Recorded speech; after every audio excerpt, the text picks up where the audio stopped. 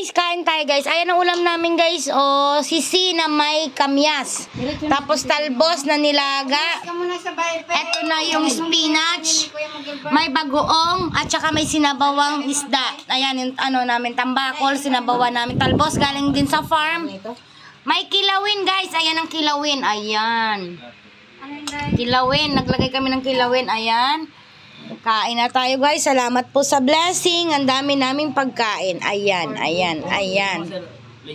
Thank you po sa blessing. Ito talaga guys, sa ano lang ito makikita? Sa Middle East. Pero nagtanim kami nito. Nagtanim talaga kami nito. Nagpatubo kami nito. Kasi namimiss namin to guys. Ayan. At as eto mga nilaga. O, diba? Galing lang to sa farm. Na-harvest namin. Ito pa. Galing din sa na-harvest namin yan ang papaya at saka yung talbos, alugbati, malunggay. Halo-halo na yan guys. Salamat po sa blessing.